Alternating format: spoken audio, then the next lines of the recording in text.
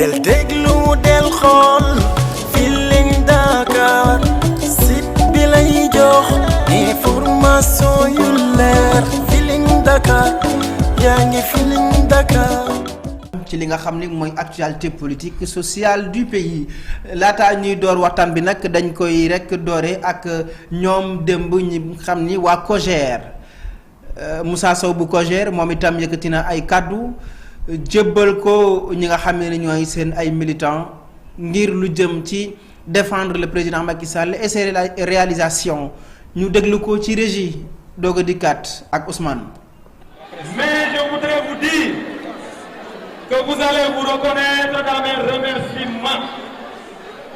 Je salue tout le monde et sachez que vous avez ici des jeunes frères qui veulent et qui ont l'envie de continuer le combat avec le président.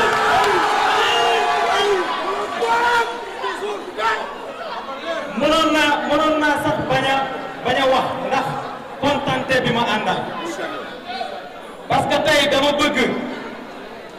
bëgg nit ñi jàpp ne nous sommes une famille. Notre seul leader reste le président Macky Sall. Et nous avons encore besoin du président Macky Sall jusqu'à après 2024.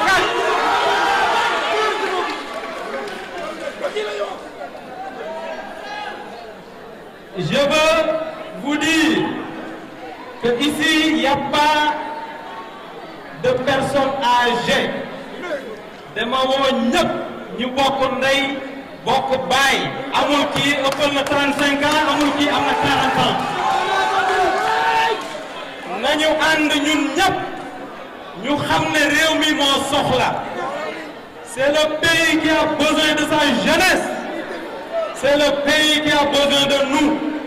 Donc nañu ànd laxasaayu lëngoo continuer jàppale président Macky Sall parce que moo jig réew mi moom lañu yaakaar pour l'émergence du Sénégal lum ñi ci won doy nañu nee nañu ku la jox ndekki jox la añ bu la diggee reer nga mën a toog xaar et ñun président nous sommes avec vous jusqu'à l'extinction du soleil. dama woote tey assemblée générale bi pour ne leen chers jeunes il est temps war nañu jóg gën a laxasaay jàmbaarloo ak opposition bi. Je suis sûr et certain xam ngeen lan moo ñu manqué une solidarité agissante moo ñu manqué suñu biir buñ ko amee l'opposition ne pourra jamais nous résister. ñoo leen gën a jàng fuuf ñoo leen gën a xam luy état président Macky Sall du moroomu seen baay. Donc chers camarades dama bëgg ñun ñëpp ñu ànd nekk benn jàppale ministre yi nga xamante ne président de la République tabb na leen. À commencer par notre ministre de tutelle, le grand frère Pape Malick Ndour.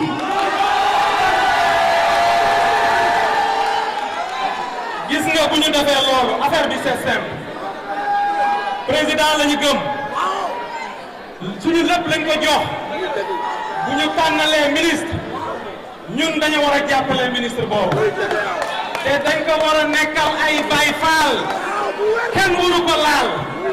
ku ko bëgg a laal ci ñun lay jaar d'abord pour doog a def. dama jël exemple ci suñu ministre tutelle Pape Malick Ndour mais mënoon naa ko wax ci le ministre Birame Faye mënoon naa ko wax ci ministre Alioune Sow mënoon naa ko wax ci ministre yépp pour vous dire que bu ñu àndee ñun ñëpp te muy dëgg ci ñun ñu bàyyi division bi kenn duñu attan. Nous sommes prêts. Êtes-vous prêts, chers camarades? Nous sommes prêts. Nous sommes prêts. Nous sommes prêts.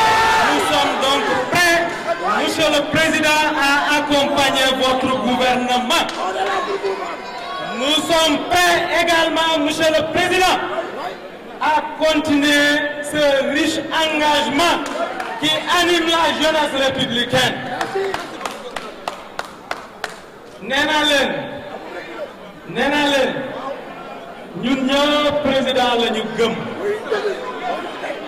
lu mu wax suba ba ngoon moom la ñu def sans pour autant ñu am ci ay remarques yi ñuy def il faut mu leer la loyauté doit être totale. Elle ne doit pas être à géométrie variable. dinañu jàppale président Macky Sall ñun ñëpp laxasaayu mais dinañu jàppale gouvernement bi nga xamante ne président Macky Sall tabb na ko fu mu yem neex yàlla xam na ne bu ñu nekkee benn ñii di def seen tournée yi seen genre tàggatoo la ñuy def de tàggatoo la ñuy def parce que xam nañu lu ñu def ils ont affaire avec la justice dañuy tàggatoo xam nañ fu ñu jëm bu ñu boolewee suñu doole bu dee dañuy tàggatoo di doxantu yàlla xam na ne fu ñu leen wax ne duñ fa jaar te moi je veux qu'on soit ensemble pour stopper net ces enfantillages de l'opposition. Nous sommes à Tambacounda, nous sommes à Ziguinchor, nous sommes à Linguère, nous sommes ici à Dakar, nous sommes à Kaolack, nous sommes dans le Waalo, mais également nous sommes ici au centre vers Kaolack, Fatick, etc.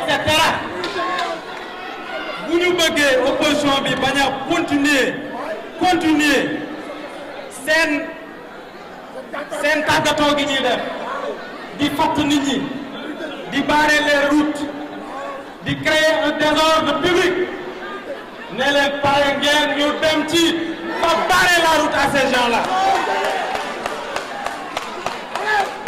Maintenant ngeen may ma tuuti ma eggale discours bi ci nasaraan ci tubaab bu ma pare rek ma annoncé ministre yi nga xamante ne tey accepté nañu ñëw accompagner ñu fii ci assemblée générale bi ñoo ngi nuyu honorable député Mame Gueye Diop.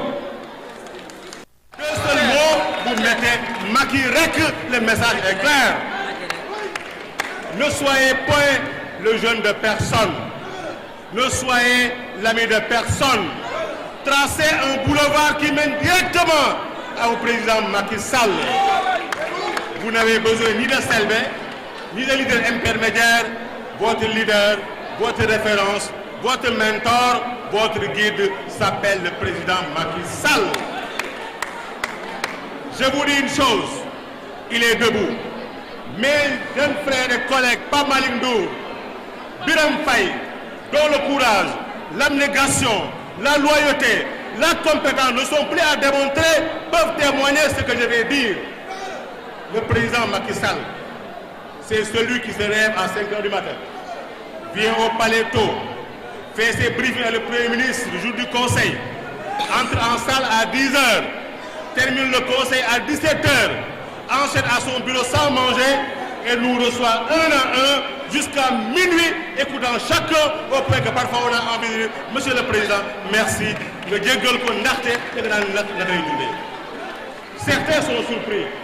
J'ai eu l'insigne honneur d'avoir été avec lui sur le terrain, des tournées qui étaient bouclées à 4 heures du matin pour prendre l'unique repas du jour au niveau du Sénégal. Un homme debout comme ça doit avoir une jeunesse vaillante, une jeunesse combative, une jeunesse courageuse. En face, ce n'est pas son combat. En face, c'est votre combat, c'est notre combat. Votre combat, vous les jeunes, nos cadets. Notre combat, nous, qui avons le même âge que ces derniers, étant plus expérimentés et en mené plus grand combat que quand nous dirigeons les étudiants, ils étaient dans les amphis et dans leurs chambres.